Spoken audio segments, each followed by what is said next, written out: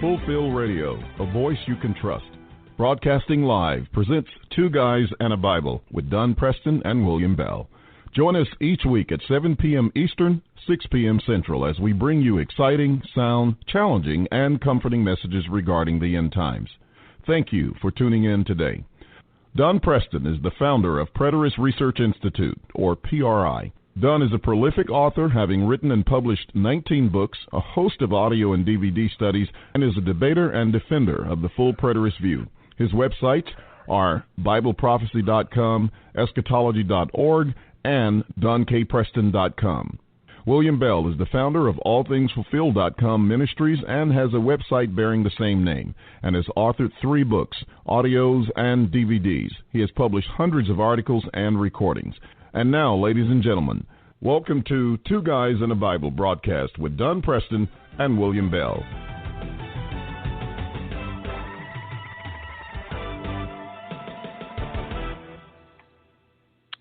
And good evening, everyone.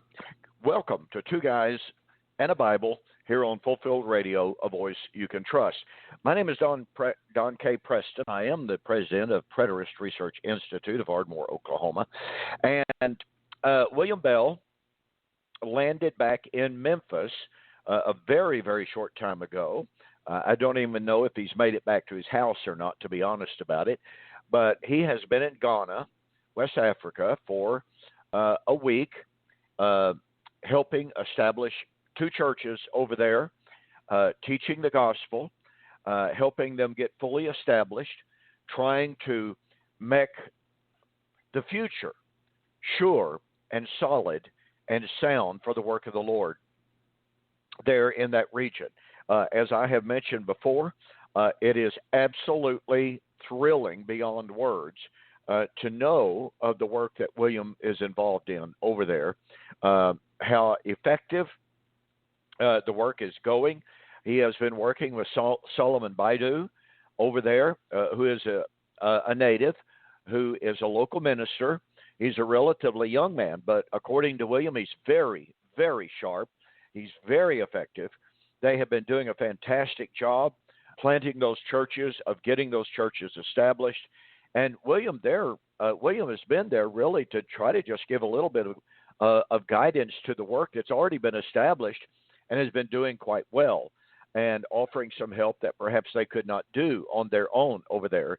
And so I tell you, it's just absolutely thrilling to know of what William has been involved in and what he is involved in. And I want you to keep William, and I want you to keep that work in your prayers, that it will continue to proceed, that it will continue to grow, that it will continue to prosper as a work of the Lord over there in spreading the borders, spreading the boundaries of the kingdom, and sharing with those people the wonderful word of fulfillment, because it's so important that people understand that we serve a God who keeps his promises. We do not serve a God that has failed. We do not serve a God that has postponed his promises. We do not serve a God that has altered his promises in any way. God set the time for his work. He kept his word on time. And that is such a marvelous, marvelous message that we preach, that William and I try to bring to you every single week here on Two Guys and a Bible, here on Fulfilled Radio, a voice you can trust. And, you know, as a further note, just to share with you a little bit more, and we always like to do this at the beginning of each of our programs, to share just a little bit of what's going on, the emails that we receive, the correspondence that we are involved with from people literally around the world who are coming to a knowledge of the truth. And, you know, just this week, on Monday and today, this morning, I had 2 videos on YouTube on the coronavirus, this horrible virus that's sweeping around the world. And I have to tell you, I was more than a little concerned as to whether or not William would get stuck in Ghana. I contacted earlier in the day Solomon Baidu and asked him, because I had sent William no less than 4, perhaps 5 text messages on the cell phone, had not heard a word from him. And so I'm thinking, uh-oh. And, of course, I knew that the phone service over there was not good at all. And so I thought, well, he's in an isolated area perhaps. The phone service is not working. Okay, that's why he has not contacted and not responded to my text messages. Well, I finally got on the internet today, and I sent Solomon Baidu a private message. And I said, can you tell me what's the status with William? And amazingly enough, he was evidently at the computer. And so he responded very expeditiously. And he told me that William was supposed to have left yesterday for France and then to get home today. Well, you know, France has been experiencing just a pretty severe case of the coronavirus. And I'm thinking, president has restricted flights from overseas. Can William Bell even get home?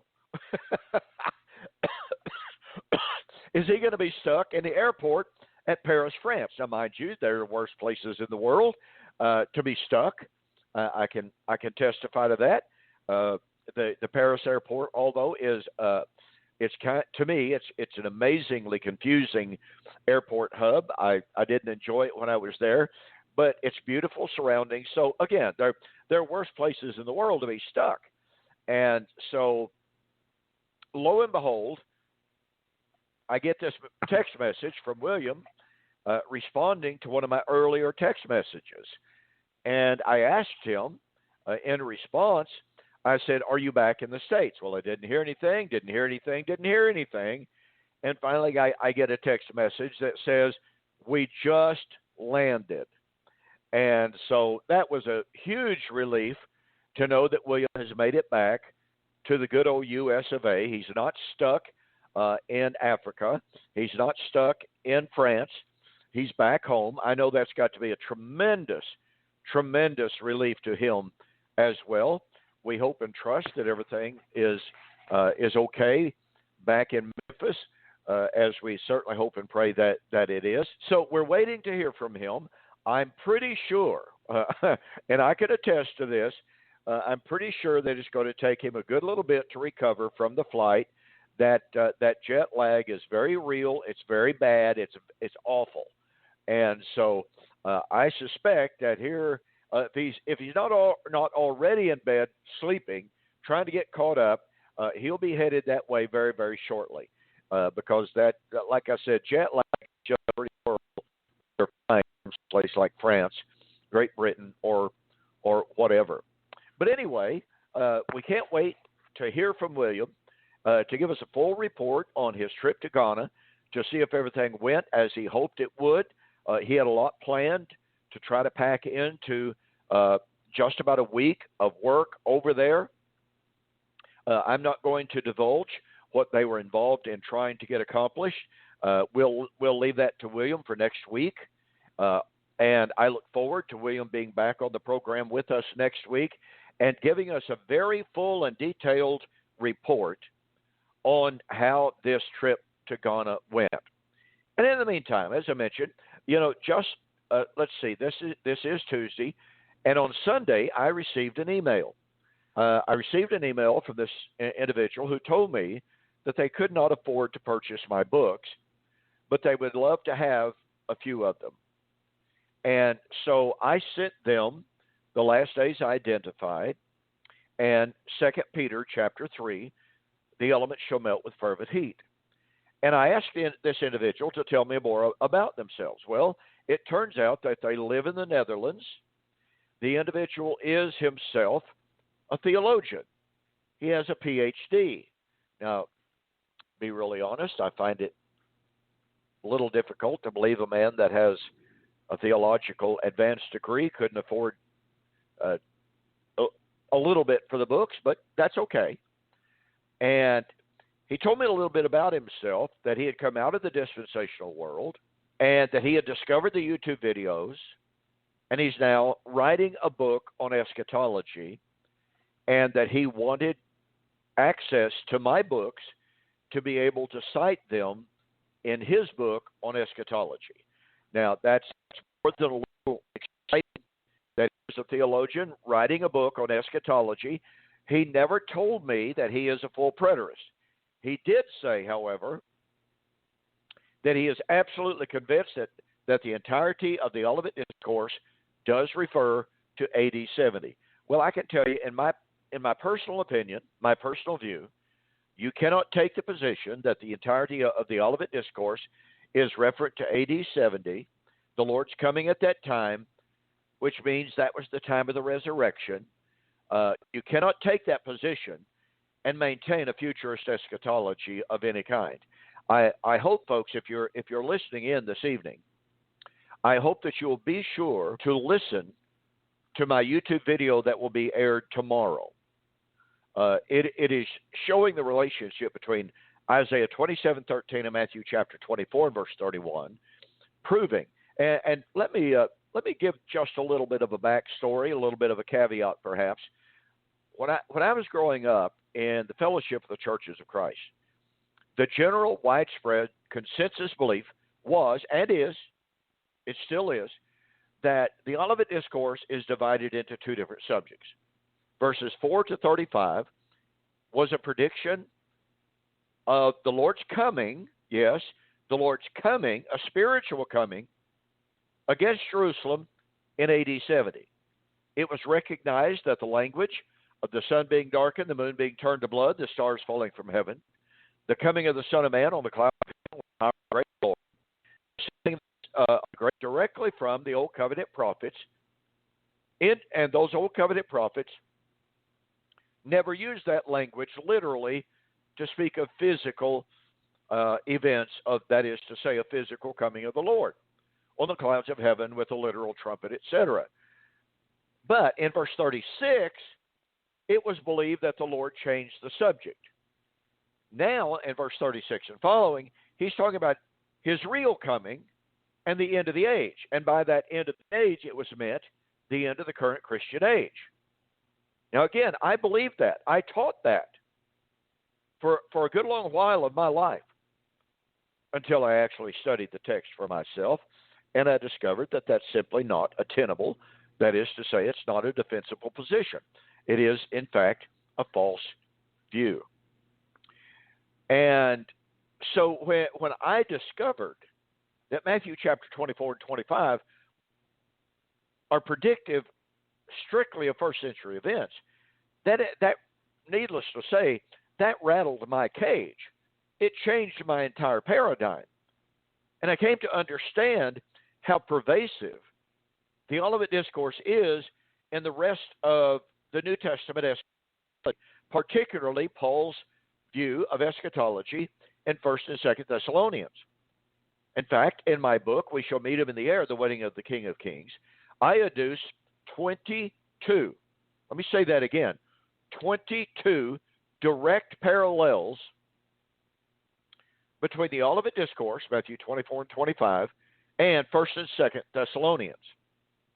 And I demonstrate that the direct parallels from Matthew 24 and 25, they don't come from simply one section, i.e.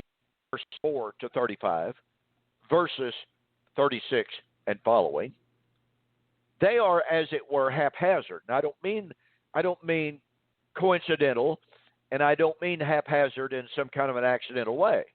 What I mean is that the entire narrative of Matthew 24 and 25, written as a literary unit and not a divided discourse, Paul draws from both of those so-called sections, and he does so without any indication whatsoever of saying, well, now look, I'm drawing from the very first part of the Olivet Discourse. That refers to what's about to come. And now let me talk about the end of time. Absolutely no indication of any kind of dichotomization of the Olivet Discourse. And so when this gentleman from the Netherlands told me in the email today that he had come to the conclusion that the Olivet Discourse, the entirety of it, is speaking of the events of the first century and the Lord's coming in AD 70. Even though he did not say to me that he is a full preterist, my thinking was, you can't do that. Now, I'm well aware of the fact that Kenneth Gentry, who has been challenged to debate me more times than I can count, almost. That's a little bit of hyperbole, but he's been challenged at least 15 times to meet me in formal public debate, and he's always just a little bit too busy, always. But Kenneth Gentry is on record as saying, first of all, that the Olivet Discourse is divided, just like those in my former fellowship of the Churches of Christ have and do teach. But then over the last few years, Kenneth Gentry has actually gone on record as saying there are many reputable scholars who believe that the entirety of the Olivet Discourse referred to the events leading up to the Lord's coming in AD 70. And he said, even though he did not fully espouse that view, it would not disturb him and it would not impact his futurist eschatology, even if he admitted that were true. Well, I got news for Mr. Gentry. That is absolutely an indefensible position. You cannot admit that the entirety of the Olivet Discourse was fulfilled by AD 70 and maintain a futurist eschatology. Sorry, you just can't do it. And I'd be more than happy to meet Mr. Gentry in formal public debate, debating that very issue, were he to choose and finally admit or agree to meet formal debate. So anyway, this gentleman in the Netherlands has set himself on a course to write now on eschatology, understanding and realizing that the entirety of the Olivet Discourse is one subject. And again, he has come to those views partly as a result of our YouTube videos. We're thankful for that. It's a very humbling thing to realize that our message is reaching completely around the world, just like I know William has said. It's very humbling to realize that sitting in Memphis, Tennessee, with a ministry entitled All Things Fulfilled, and to be able to reach to the other side of the world and Ghana in Africa, and to know that he had the opportunity to go there and touch who knows how many lives, to change their lives, to bring them to the position of understanding the glorious message of fulfillment. Look, we've said on this program many, many, many times, we are living in absolutely fantastic and exciting. I don't know how much more exciting it could be when both William and I, and look, there are many, many, many others out there on the firing line that I have the deepest appreciation and admiration for. These are men who have taken a stand. Many of them have lost their income. They've lost their preaching jobs as a direct result of publicly espousing the view of covenant eschatology. Nonetheless, they have taken their stand. They have engaged in debates, and as a result of the debates, the truth has advanced, and they've been able to convert. Look, I don't even know how many people, but it's a lot. I do know that. And so we know that there are other numerous individuals out there on the firing line, men and women, who are putting their theological futures on the line to take a stand for the truth of God. And, when you just keep hearing and when you keep reading the testimonials of countless individuals who send us emails, who, when they order materials, send along a note of appreciation for the ministry. It's such a wonderful, such an encouraging thing. I've received personal notes such as that no less than 3 times so far this week of how our ministry, both YouTube's articles on DonKPreston.com, BibleProphecy.com, even here on Fulfilled Radio, of how these ministries have touched their lives, has given them the courage to stand up, has given them the courage to speak out, to take a stand, and to influence the hearts and the lives of others as well. So My goodness gracious. What more, what more could a person ask? In the service of the Lord, to be able to touch the hearts and the lives of countless thousands of individuals. And it brings up a point, we pointed this out, and I'll hurry along here and get back into the text of Isaiah 66 here shortly. We have pointed out how the enemies of covenant eschatology are repeatedly stating, well, these predators, they're such a tiny, tiny little band of people. Well, if we're such a tiny, tiny little band of people, why do they waste their time talking against us? Why don't they just take the view of Gamaliel in Acts chapter 5? John stood on trial, and, the Sanhedrin wanted to kill him, and Gamaliel speaks up, and he said, brethren, you might ought to just be careful here what you're doing. If this work is of God, then you're going to be found to be fighting against God. If it's not of God, then guess what? It will come to nothing. So why in the world don't these guys who spend literally hour upon hour upon hour of their time on the internet, on Facebook, and on YouTube, many of them have started coming on my YouTube channel and posting really long, lengthy posts, doing nothing but deriding and condemning me, which I'm not going to take just a whole lot more of that, because so much of what they do is nothing but name-calling. It's casting aspersion on my character. They do not make exegetical arguments. It's just criticism. Well, that's not constructive. That's not biblical. And so I have warned many of them, if you're not going to offer actual biblical arguments, if all you're going to do is call me names, if all you're going to do is question my character, then no, I'm not going to allow that kind of posting.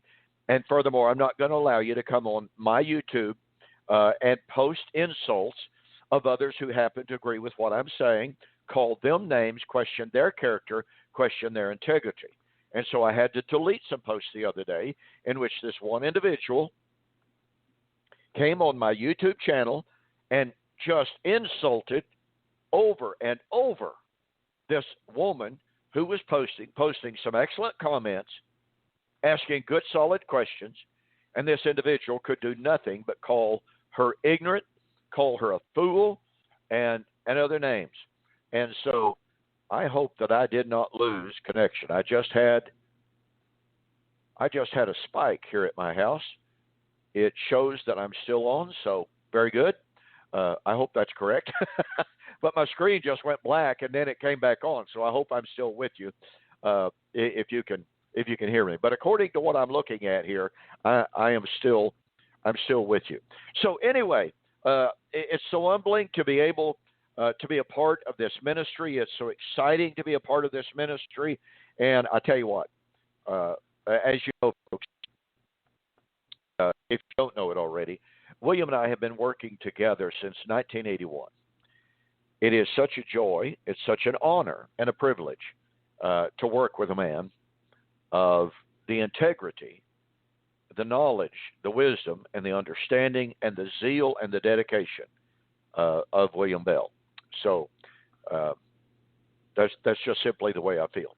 All right, I want to get back into the text of Isaiah chapter 66. We are talking about the Messianic temple. And I shared with you ever so briefly last week how my friend in Israel was telling me in an email. We correspond, about every other day on the internet. But he told me that one of his sons has a view outside his window of the Temple Mount, or of the Dome of the Rock, which he said, Lord willing, the third temple will be built before long. Now, here he is expressing the Jewish hope, the Jewish expectation of a third temple. Now, I've shared with you the fact that dispensationalism is actually anticipating two more temples. One temple of the man of sin, the second temple, the Messianic temple in the millennium. Now, the Jews categorically reject that. I hope you understand that. And so it makes for a really, really strange marriage between dispensationalism, which says immediately after the rapture, the man of sin signs a peace treaty with Israel, allowing them to build a temple in Jerusalem, And as Thomas Ice says, the traditional sacrifices of Judaism are restored. He said that in his book, Prophecy Watch. But that's the man of sin temple. That's the temple that is authorized by the man of sin. Catch the power of that, folks. I mean, that's a horrid doctrine. You know, and immediately before the second coming, and this depends upon which one of the millennial writers that you read. But many of the millennial writers believe that the man of sin temple is destroyed during the Great Tribulation.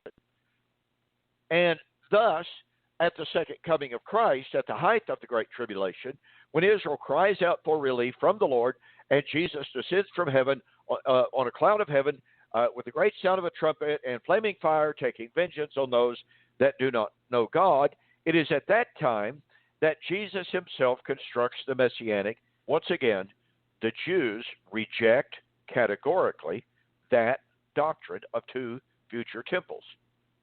And yet they gladly accept the untold millions of dollars from the dispensational world who teaches that there has to be two more temples, both of them built on the same site, ostensibly where the Dome of the Rock is now sitting. One of those temples will be an absolute abomination to God because, after all, it is sanctioned and blessed by the man of sin. I mean, how can you have a temple sanctioned by God, blessed by God, if it is sanctioned by and built by the man of sin? I mean, how would that even work? Well, nonetheless, that strange paradox, that strange partnership between dispensationalism and Judaism, in which Judaism gives countless millions of dollars to the Jews every year to advance the Zionist philosophy, the theological Zionism, as well as the political Zionism. Those two related and yet slightly distinct views, but they both are looking for mostly the same things. You know, political Zionism is made up to a great part of men and women who are actually atheists. Theological Zionism is made up of those who believe in the Lord and they believe in the Bible as they view it. So you have two different aspects of Zionism at work. But all of that said, all right, what I've been sharing with you from Isaiah chapter 66 is that the Lord condemned a future temple. Heaven is my throne, earth is my footstool. Where is the house that you will make me? And where is the place of my rest? For all of these things, heaven and earth, for all of these things were made by me, and all of those things have been made for me, says the Lord. But to this man will I look, man who is of an humble and of a contrite heart, the man who trembles at my word. Isaiah 66, 1 and 2. But then the Lord made, and this is a little bit of reiteration, but it's very, very important. Now keep in mind that at the time this is written, according to Isaiah chapter 63, verse 17 and following, the Jerusalem temple, the Solomonic temple, was lying in ruin. So this is not talking about the Solomonic temple when the Lord is condemning the temple. No. He is talking about a yet future temple, which would be the Herodian temple of the first century in all of its, quote, glory, unquote. That Herodian temple that took the temple of Zerubbabel and Haggai and Zechariah and glorified it into one of the wonders of the world. And yet it is speaking of that temple, as glorious as it was, that the Lord said, and that Stephen, remember, in Acts chapter 7 said, quoting Isaiah 66 verse 1, heaven is my throne, earth is my footstool, where's the house that you will build me? And Stephen, You undoubtedly, I mean, this is conjecture, but I'm really confident of this. He opened his arms up, compassing the entirety of that magnificent edifice, saying, God does not dwell in temples made with hands. And the Jews promptly picked up stones and began to kill him. Now, that ought to tell us something. It ought to tell us something about God's attitude toward physical temples. And the Lord went ahead to say, now, I believe this not only applies to the Herodian temple of the first century, but I believe that it could also apply to any kind of a proposed man of sin temple. I believe that it could also apply to the proposed temple of dispensationalism. Because in Isaiah 66, verse 3, the Lord said, the one who kills an ox will be like one who kills a man. The one who sacrifices a lamb is like he cut off a dog's neck. In other words, those are images that convey the idea of sacrilege. Horrible sacrilege. Wait a minute, aren't you supposed to offer sacrifices? Oxen as sacrifices? Well, go back to, oh my goodness. There was another major spike. Okay. Well, sure. Okay, it says I'm still on air. Hope I am. That was another major spike. I don't know what's going on. So, I believe that Isaiah 66 in verse 3 is speaking of the Jerusalem temple. Now, there are several reasons for believing that. And apply this, therefore, to the man of sin temple in the dispensational paradigm. All right? But I believe that it applied to the Herodian temple because at the time of the Herodian temple, the priesthood was no longer a sanctioned, genealogically confirmed priesthood. You go back into the time of Antiochus Epiphanes in the 2nd century BC. And Antiochus Epiphanes had Onias IV, who is the very last of the genealogically confirmed Zadokite priests to be alive, but Antiochus Epiphanes had him killed. And by the name of Menelaus and Jason conspired together to kill him. And from that point forward, ladies and gentlemen, the temple at Jerusalem did not have a properly genealogically certified priesthood. This is one of the reasons for the establishment, according to historians, this is one of the reasons for the establishment of the Essene community out by the Dead Sea, the Qumran community. They believed that the priesthood was so corrupt that there was no way in this world that they could offer acceptable sacrifices. Maybe that's one of the reasons why Isaiah, contemplating the future temple now, remember, he cannot be talking about the Solomonic temple. That's already destroyed. He is talking about a temple that is future to him. Now, here's the thing. Okay.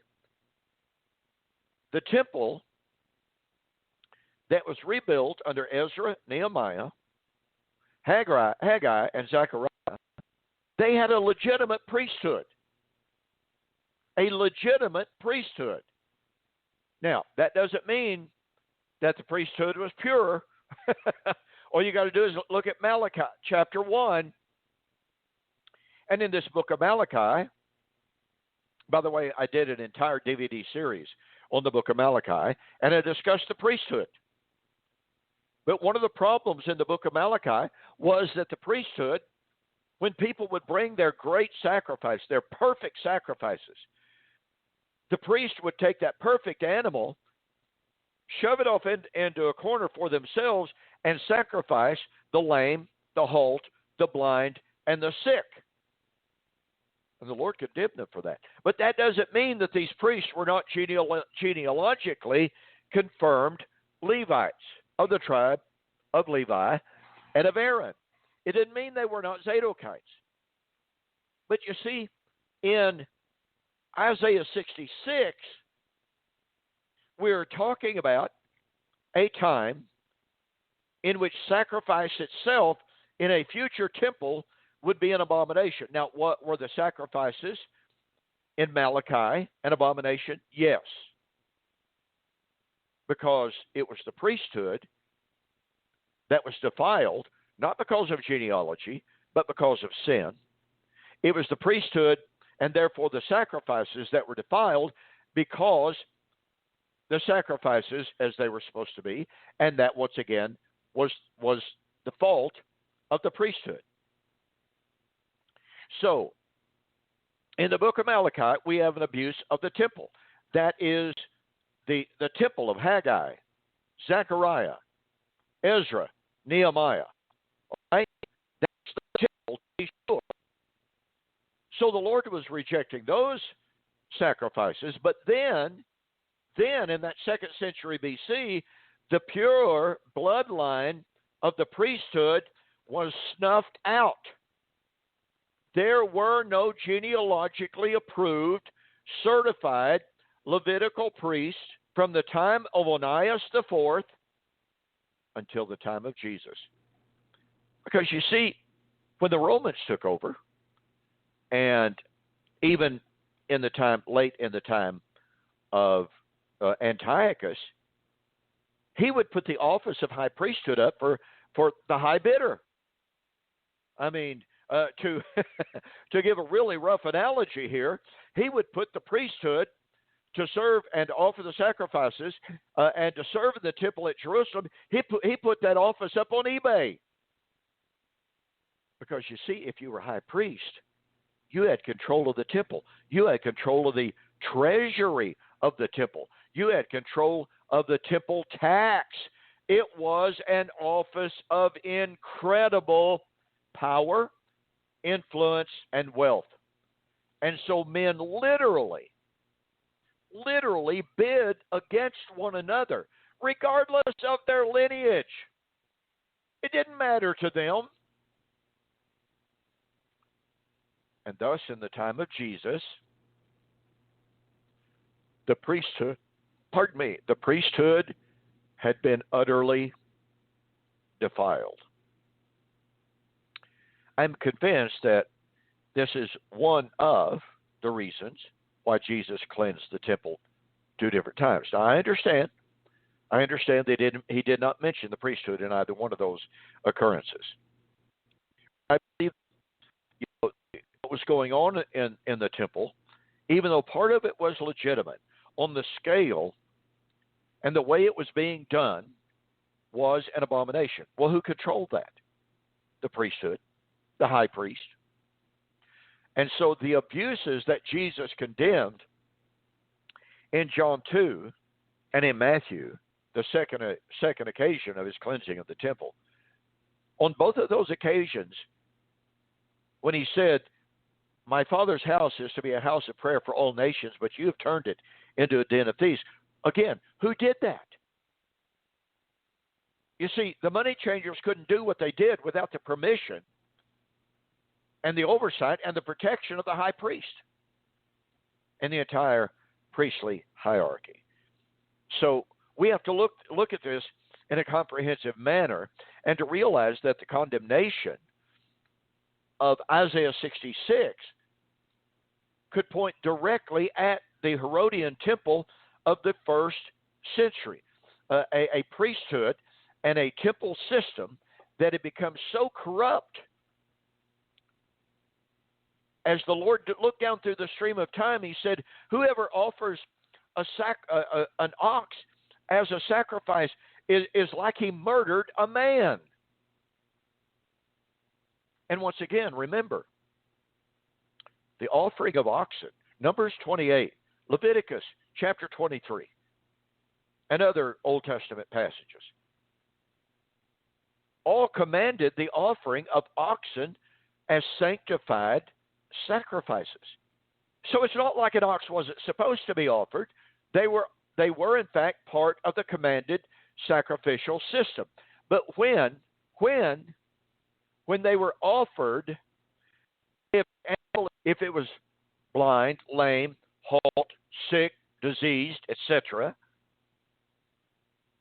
then it wasn't acceptable. Or if it was offered by a man who was not of the tribe of Levi, then that sacrifice was, pardon me, allergies are really bad, that sacrifice an abomination. And listen, folks, since there were no genealogically confirmed priests, that meant no sacrifices that were being offered were in fact acceptable. And if you're familiar with Josephus, during the initial stages of the war, the zealots went out and found what Josephus calls a buffoon. He was a country bumpkin, but he had background in the tribe of Levi. Now listen, he was not a totally acceptable, and he had no training as a priest. He was not qualified to be a high priest. But because they wanted some semblance of appearance of proper sacrifice, they brought him in there, put him in the high priest garments. And look, you have to understand that before a high priest could serve, he had to go through this intense period of purification, this intense period of instruction. He had to go through this intense period of preparation. And Josephus literally makes fun of this country bumpkin, realizing and understanding that he was not by any stretch of the imagination qualified or prepared to offer sacrifice. But, he went through the motions, and those zealots were sort of kind of satisfied that this man could serve. But all of those abuses, I am convinced, are what leads us to understand Isaiah 66 and verse 3. Keeping in mind, once again now, Isaiah is not predicting the fall of the Solomonic temple in 586 BC. That had already happened. Isaiah is talking of a temple future to him, in which the temple was going to be defiled, in which the sacrifices would be unacceptable. We know from Malachi that was true, and from Malachi up to the period of Onias, there was a period of ebb and flow in regard to the purification and the purity of the priesthood, and then Onias was slain, murdered, literally murdered by Menelaus and Jason.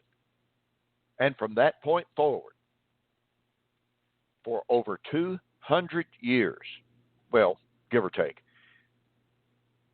the priesthood was totally unqualified, disqualified to offer righteous sacrifices. And I believe that's one of the reasons why the Lord said in Isaiah 66. Now, before I go back to that, let me point out something. Consider then, if there was no genealogically confirmed priesthood in the first century, then how can there be a genealogically confirmed priesthood in the so-called man of sin temple? And people are going to say, oh, well, the Lord's going to take care of that. Well, why didn't the Lord take care of that in the first century? Why didn't the Lord designate and appoint men genealogically confirmed, and as it were, start the genealogical confirmation on genealogical tables all over again. Why didn't the Lord reveal someone? If that's what we're told, basically that's what we're told is going to happen in the future, or they tell us, oh, well, DNA. How do we know that DNA is accurate? If that DNA goes back to the supposed Kohen tribe of the first century, Kohen name of the first century, folks, they were not genealogically confirmed. They were illegitimate priests. So my point, once again, is if the Lord was going to condemn the temple of Malachi, more specifically the priesthood there, but if he condemned the sacrifices and the priesthood in that place because of their abuse, and then we come forward to the period of Jason, Menelaus, and the slaying of Onias IV, from which point the priesthood could not be, was not genealogically confirmed. How do we know they were not genealogically confirmed? It's because they had the genealogies available in the temple, okay, but they knew that Jason and Menelaus were not qualified. So they had the tablets, genealogical tablets, to know for certain that these men and all who followed after them were not genealogically qualified to be priests and high priests. Once again, that's one of the reasons why the Essene community was established, because they knew of the horrid perversion of the priesthood in Jerusalem.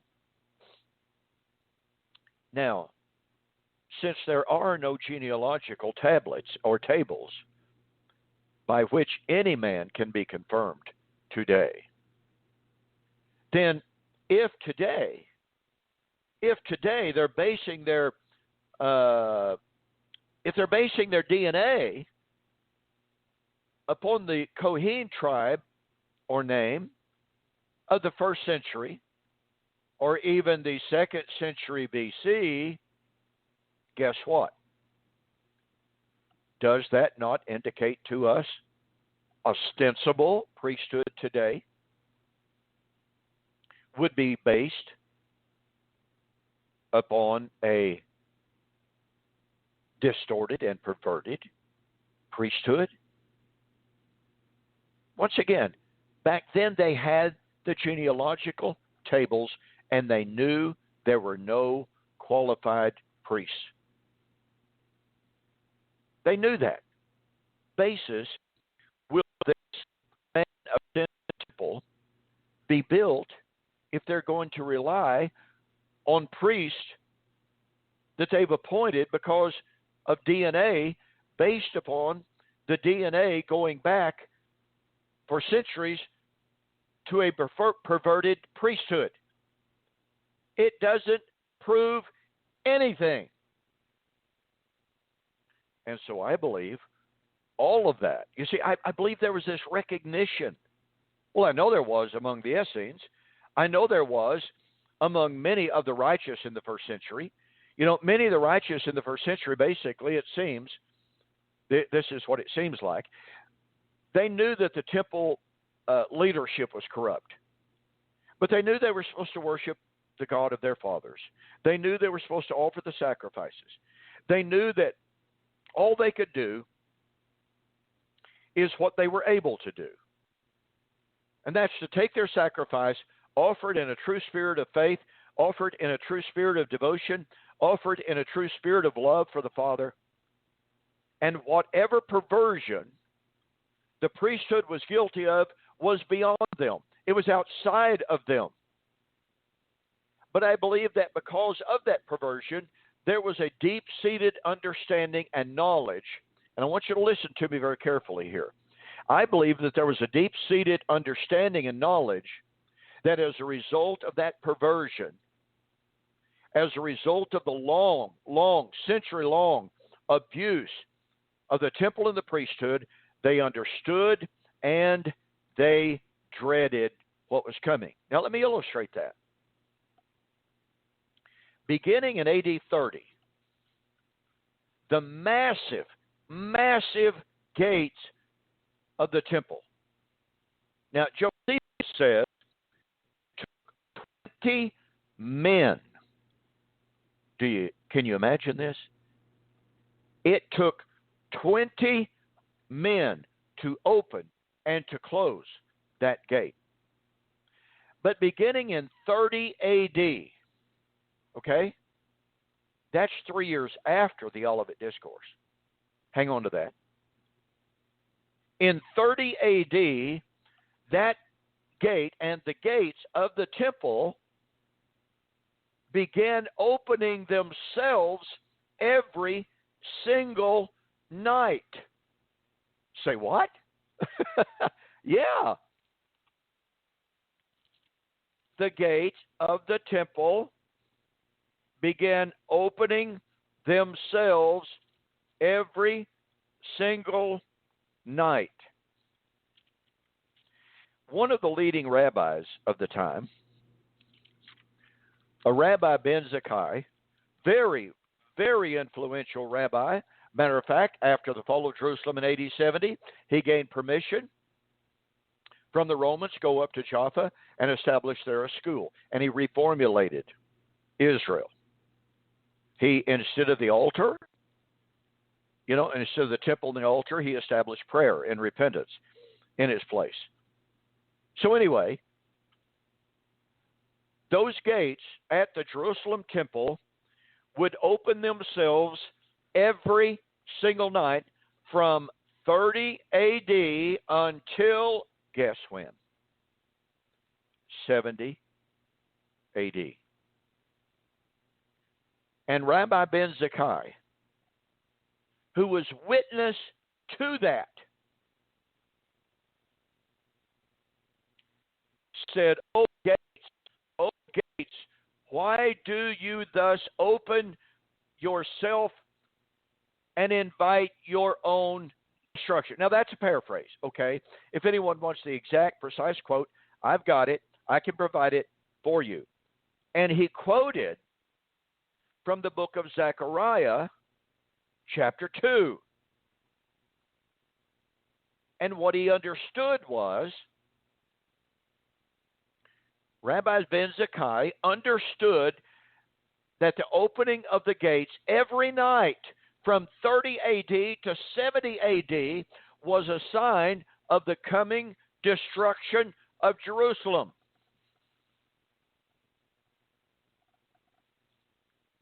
I mean, that's stunning. And that shows us that there was in Israel, there was in Jerusalem a dread of what was coming. They knew their own temple was telling them what was coming. At least Rabbi Ben Zakkai understood that. And by the way, a little bit of a brief digression here, but it's totally relevant. Josephus likewise pointed out that the book of Daniel foretold the destruction of Jerusalem that occurred in AD 70. So you have Josephus, who was of the priestly family. You have Rabbi Ben Zakkai, one of the leading rabbis of the first century. Both of them said that the Old Covenant predicted the AD 70 destruction, and Ben Zakkai said that the temple itself foretold its own destruction. They opened the gates every single night, beginning in 30 all the way until 70 AD. Well, on Facebook just recently, I was discussing Matthew 24 and Jesus' prediction that not one stone would be left standing on top of another. And the apostles' reaction to that tell us, when shall these things be? What shall be the sign of your coming and the end of the age? And there were several former preterists on that discussion site. Men like William Vincent, Lance Conley, Sam Frost. They took the position They took the position that the apostles had no idea. They had never heard of an idea that the temple was going to be destroyed. It was a total shock to their system, something unknown, something unexpected. When I pointed out the Old Testament prophecies of the destruction of Jerusalem in AD 70, when I pointed out that Jesus himself, in his parables in Matthew 21 and 22, when Jesus himself in Matthew 23 had predicted the destruction of Jerusalem, when I pointed out that scholars themselves, who are certainly not preterists, but when these scholars themselves point out that prior to AD 70, there were Jewish sources who predicted the AD 70 destruction, all of these former preterists scoffed at me, said I was lying to make those claims, said there were no predictions prior to AD 70 of the AD 70 destruction. Now, that tells you a little bit about the mindset. You're going to tell me that Jesus did not predict the fall of Jerusalem prior to Matthew 24? I would suggest you read Matthew 22 in the parable of the wedding and the destruction of the city of the men who were invited to the wedding, but who beat and killed the messengers sent to invite them to the wedding. They were destroyed. Their city was burned. That's not the destruction of Jerusalem.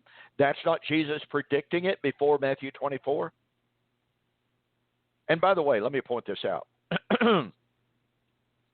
Dale Allison Jr., who is a very noted world-class scholar, takes note in his book, The End of the Ages Has Come, says that there were many, that's his word, many rabbinic sources prior to AD 70 that predicted the AD 70 destruction of Jerusalem. Now, be really honest, I just stumbled onto that quotation from Allison over the last few days, so I did not use it in my exchange with these predators. But, the occasion will present itself to be able to do that in the coming days. The point of fact is, ladies and gentlemen, that when Isaiah 66, the Lord said, I'm going to bring upon them what they dread, there was in Israel in the first century an awareness, a gnawing awareness that old covenant temple had to fall. Because you see, the new covenant temple, the Messianic temple, was going to be created, fully established, I should say, after the destruction of the old. So Isaiah 66, verse 4 and 5, is predicting the destruction of the old, which implies the coming of the new. And we've got a lot more to say on Isaiah chapter 66. And we probably won't get to it next week because William Bell is going to share with us his experience in Ghana, from which he has just returned. With that, ladies and gentlemen, I want to thank you for joining us this evening on Two Guys on a Bible here on Fulfilled Radio, a voice you can trust. With that, I'm going to say good night and God bless. Thank you for joining the Two Guys in a Bible radio broadcast. On behalf of Don Preston and myself, we'd like to say have a very pleasant day and may God bless. Until next time, we'll see you on Fulfilled Radio, a voice you can trust.